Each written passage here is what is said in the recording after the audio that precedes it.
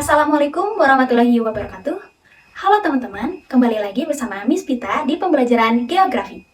Nah, kali ini Miss akan membahas materi mengenai persebaran flora fauna yang ada di Indonesia. Sebelum masuk ke pembelajaran, mari kita berdoa terlebih dahulu menurut kepercayaan masing-masing. Berdoa dimulai. Berdoa selesai.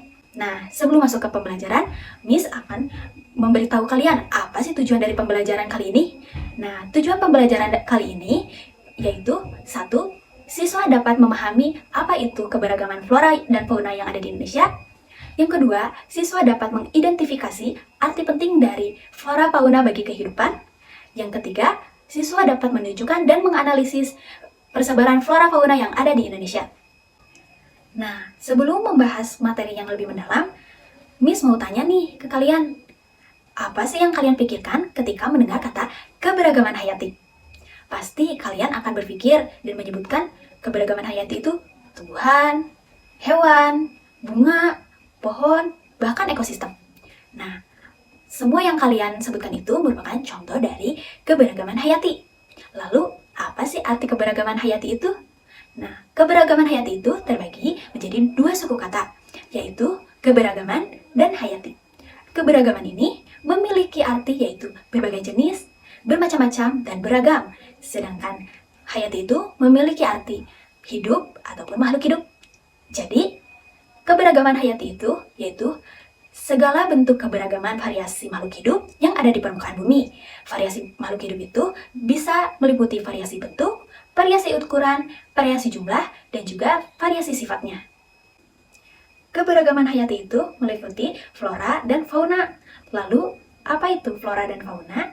Nah, flora itu menurut KAISO 2016 memiliki arti yaitu sekelompok tumbuhan maupun tanaman. Nah, jadi berbagai jenis tumbuhan maupun tanaman yang ada di permukaan bumi ini dikelompokkan menjadi flora. Nah, lalu apa sih perbedaan dari tumbuhan dan tanaman? Nah, kalau tumbuhan itu yaitu tumbuhan yang hidup secara alami, sedangkan tanaman itu tumbuhan yang sengaja ditanam atau adanya campur tangan manusia.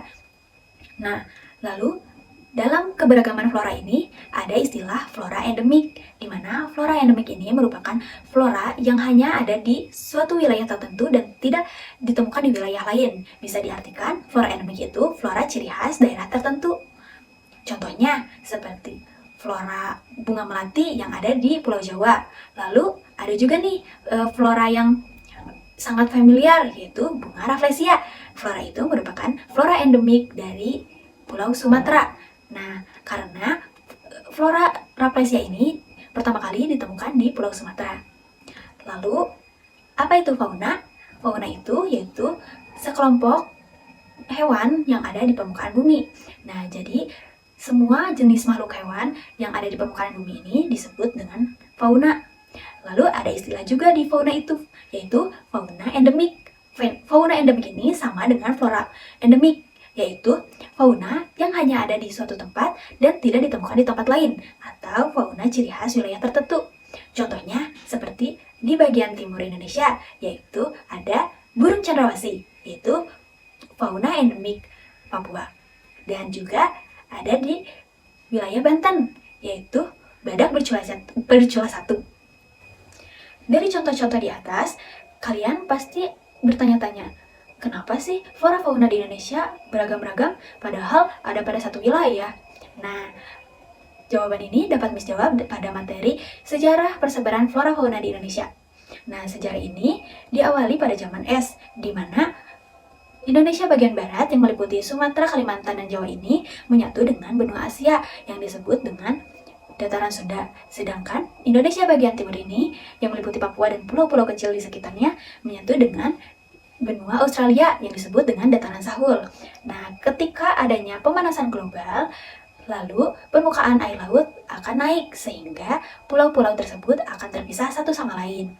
Nah, lalu pada tahun 1800-an adanya peneliti yaitu Alfred Russel Wallace dan Max Wilhelm Carl Weber ini melakukan penelitian atau pengamatannya ke Nusantara atau Indonesia. Nah, beliau ini melihat adanya perbedaan yang signifikan antara flora bagian barat, flora bagian timur, dan flora bagian tengah Indonesia. Sehingga Alfred Russel Wallace dan Maxwell Weber ini membagi Indonesia menjadi 3 zona persebaran, yaitu zona Asiatis di bagian barat yang meliputi Sumatera, Kalimantan, dan Jawa, zona fauna peralihan atau bagian tengah yang meliputi wilayah Sulawesi, Maluku, dan Nusa Tenggara. Yang terakhir, zona bagian Australis yang meliputi Pulau Papua dan pulau-pulau kecil yang ada di sekitarnya. Nah, zona Asiatis, peralihan, dan Australis ini memiliki karakteristik yang berbeda. Seperti di Asiatis ini, flora faunanya mirip sekali dengan flora fauna yang ada di benua Asia. Contohnya seperti memiliki mamalia ukuran yang besar. Lalu, pada zona tengah ini yaitu zona identik Indonesia atau flora fauna khas Indonesia banget nih. Nah, di bagian tengah ini memiliki ciri khas yaitu mamalia yang tidak memiliki banyak bulu serta burung-burung yang ciri khas Indonesia banget. Nah, terus di bagian timur Indonesia yaitu zona Australis.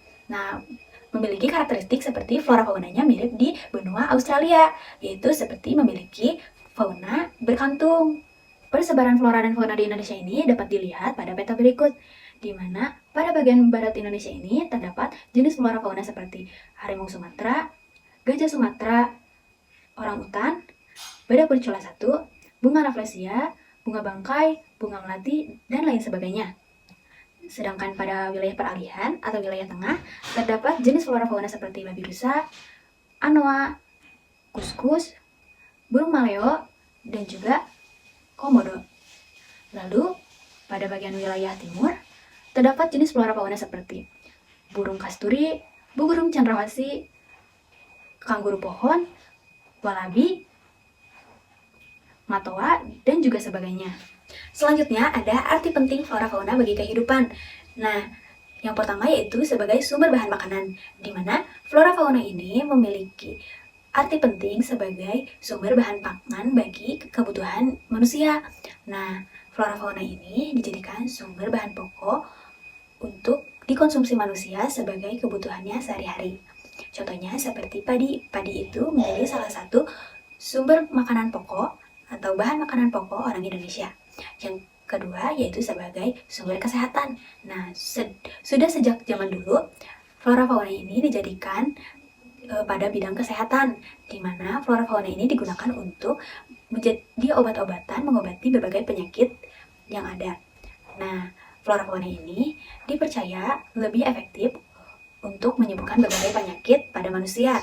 Contohnya seperti pada kelelawar. Nah, kelelawar ini dipercaya sebagai peredam penyakit asma dan banyak juga jenisnya. Lalu sebagai sumber daya ekonomi, di mana flora fauna ini dapat dijadikan sumber daya ekonomi dengan cara diperjualbelikan untuk meningkatkan kesejahteraan dan ekonomi suatu wilayah. Contohnya pada pohon jati, di mana pohon jati ini memiliki nilai ekonomi yang tinggi karena kualitas kayunya yang sangat kokoh. Nah, sehingga dengan memperjualkan kayu jati sebagai bahan dari industri mebel ini dapat meningkatkan nilai ekonomi suatu wilayah. Yang terakhir yaitu sebagai nilai ekologis, di mana flora fauna ini memiliki peran sebagai penyeimbang ekosistem melalui rantai makanan maupun melalui peran-perannya terhadap penjagaan di lingkungan alam, seperti contohnya penjagaan abrasi pantai melalui tanaman hutan mangrove. Nah, sehingga abrasi pantai itu dapat dicegah dengan adanya hutan mangrove, dan hutan mangrove tersebut bisa menjadi tempat habitat ikan-ikan yang ada di laut. Nah, sampai juga kan di penghujung materi yang Miss sampaikan kali ini. Nah, dari tadi kita sudah membahas apa itu flora, apa itu fauna, bagaimana persebarannya di Indonesia, bagaimana sejarah persebarannya, dan bagaimana arti penting flora fauna bagi kehidupan.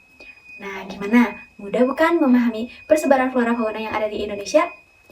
Jika kalian belum mengerti, kalian bisa menanyakan hal tersebut di kolom komentar di bawah ini kepada Miss. Nanti Miss akan mencoba menjawabnya melalui video selanjutnya. Terima kasih sudah menonton. Sampai jumpa kembali. Assalamualaikum warahmatullahi wabarakatuh.